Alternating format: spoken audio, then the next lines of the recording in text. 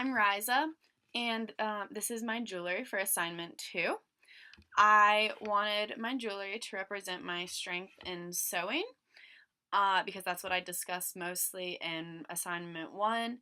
And I discussed my strength in sewing kind of intermixed with the difficulties I have in producing a garment.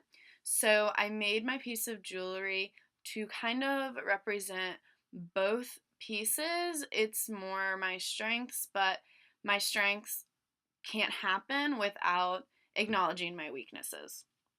So I started with this piece of chain that ends right here and here. So it's just one piece of chain, and I knew I wanted to lay it over like so and then have it connecting with links like a ladder. And so then I found this really vibrant pink cord, and I decided to thread it through the chain to show this juxtaposition of a really fun, vibrant color with a very stark metal, because I felt like that represented how I'm very much always trying to go against the norm, against what's socially acceptable, even just how I dress, and definitely when I'm creating, and how when I sew, I'm always trying to think of, all right, this is the way everyone says you're going to sew this, but can I figure out how to sew this that's even more efficient and not how everyone else is telling me to do it, but creates a better looking garment and uses less time. Then I made this kind of ladder. I'll start at the bottom. This is probably my favorite part of the necklace. It kind of moves around. I have these nails hanging off on the string, which is tied in a bow just to complete like the circuit.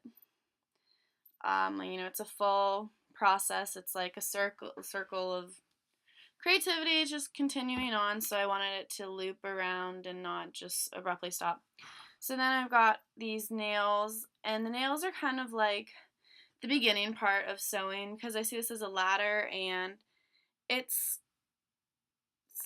a little bit blocking you from beginning. It's what comes first, deciding what I'm going to do, how I'm going to put it together. And so I just put the bolts on the string, then put the nail through, and then let them hang. And they move around just kind of how challenges that arise do. And then I've got more of maybe like a sturdy part of the ladder. It's just a very kind of strong wire across that's like I've started, I'm getting in the groove, and I can just keep on moving like I'm climbing this ladder, and it's just really easy to climb. And then I've got these fun washers that move around on it, so I might have to climb up maybe on the side rather than right here because I am going to slip on the washers to kind of show that as I'm going I may think it's a straight shot and I'm kind of sidetracked. I kind of go on a little different route than I expected, but I'm still able to continue on.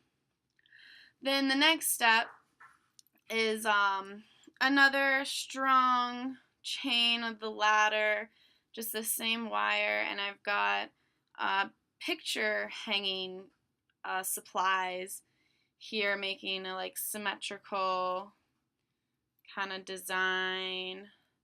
And I like the red reinforcers because they added some color, and I found the shapes of the hooks really interesting and just made like an interesting design when they were laid next to each other.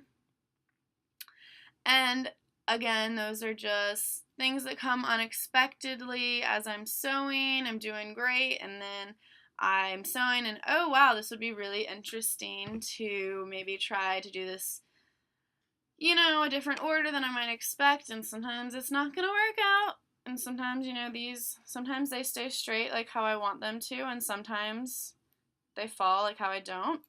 And that's just, sometimes it works, and sometimes it doesn't, and that's okay. Then my last link is the locks, and the locks are representative of that final step when I'm sewing.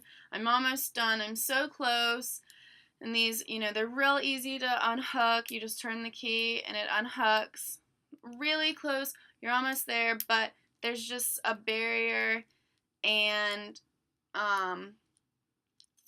maybe it's a mental block, or you're just struggling to make sure that your hem is perfect and you're redoing it 500 times to make it perfect, but it's just so close. Like, it's just so easy to finish it up, to unlock the locks and be done with it and have a completed product.